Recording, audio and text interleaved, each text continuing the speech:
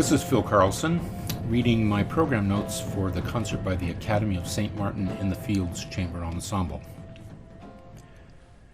Today's program displays a striking symmetry. Each half opens with a single movement Baroque composition, contrapuntal and abstract, which serves as a kind of prelude to the large-scale romantic piece that follows. The pieces are linked by key, minor followed by its relative major, with the G minor of Purcell's Chaconne leading to the B-flat major of Brahms's Sextet, and, after intermission, the C minor of Bach's Richter-Carr leading to the E-flat major of Mendelssohn's Octet. As we'll see shortly, the key relationships are not the only connections in evidence.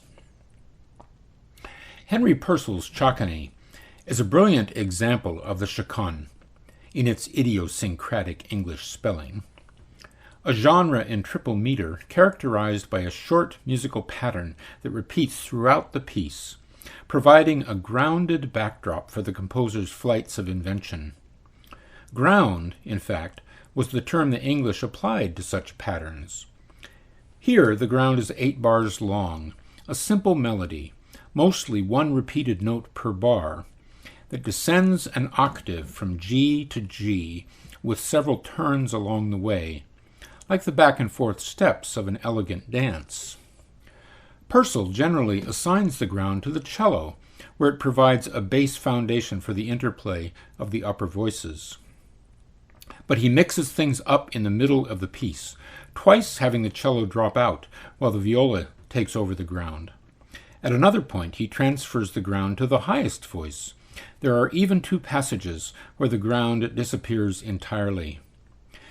Besides toying with the regularities of the form in these ways, Purcell enlivens the music by varying his rhythms, overlapping the beginnings and ends of phrases, and exploiting the possibilities for expressive dissonance as each of the 4 voices follows its own melodic path.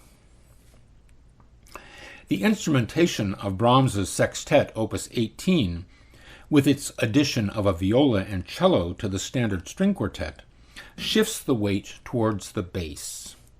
The first movement pulls us immediately into that luxurious sound world, with the noble opening theme given to cello, accompanied only by the other cello and a viola, playing in their lowest registers.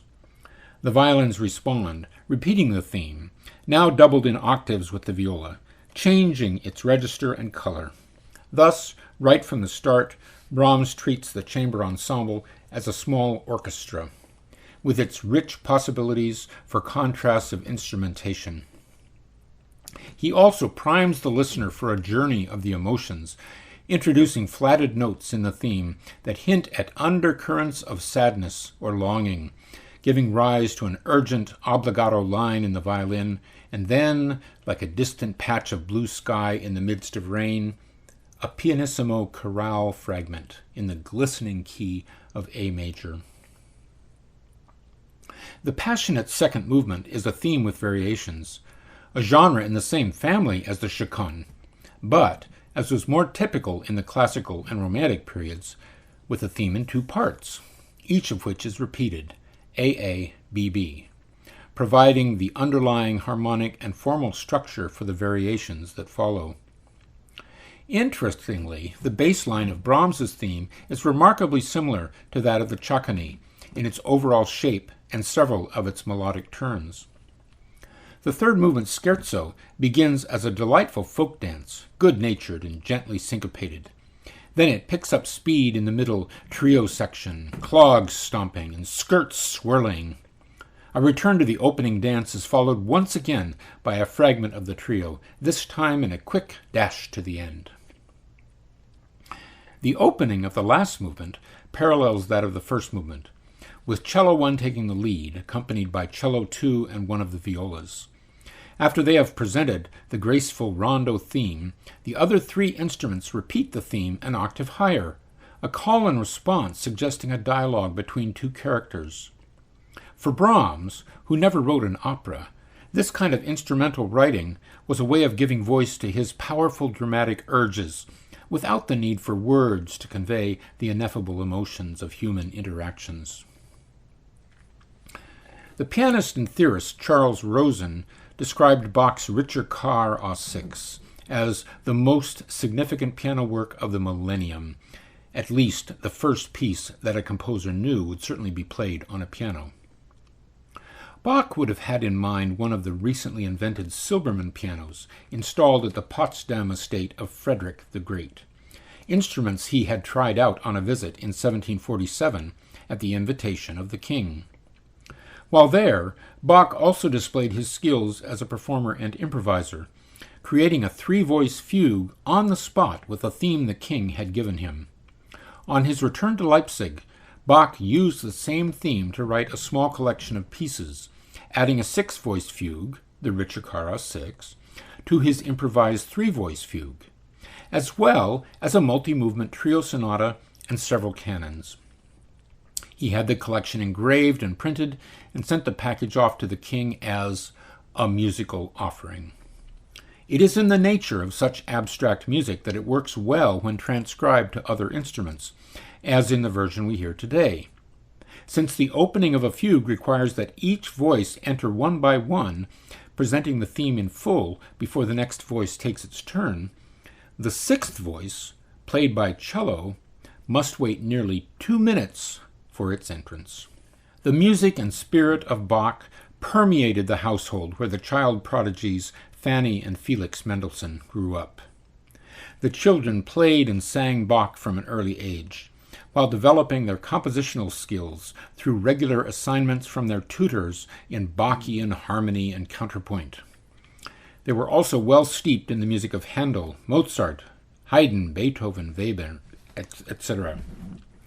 Given all this, and his own gifts and voracious intellectual appetite, it is not surprising that Felix, by 1825, when he was 16, had already produced several enduring masterworks, culminating in October with the Octet, a piece that has come to be acknowledged as one of the pinnacles of the chamber music repertoire. Was it the audacity of youth that prompted Mendelssohn to write a piece of chamber music for so many players? Perhaps he was inspired by Louis Spohr's several works for double string quartet, perhaps by Bach's instrumental writing, as in the 9-string parts of Brandenburg Concerto No. 3. Mendelssohn deploys his forces with great variety and ingenuity. He might divide the group into various smaller configurations for antiphonal passages, or at climaxes, have all 8 players join in octaves to play the same material. The opening suggests a concerto, with solo violin playing a rising arpeggio line supported by shimmering harmonies from the rest of the ensemble. But then the 2 cellos take over in the bass, answered by shouts from 2 violins. The cellos and violas open the second movement with a tragic tune in C minor. Almost immediately, the 4 violins reach out to offer consolation in the unexpected key of D-flat major.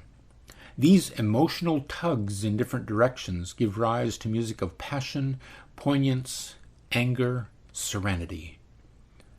The following movement, an uncanny scherzo, is marked to be played always pianissimo and staccato. Here we enter a realm of sprites and spirits, emissaries from the darkness.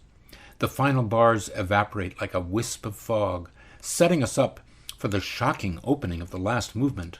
A single cello, low and loud, fast and furious, playing what sounds like the start of a fugue.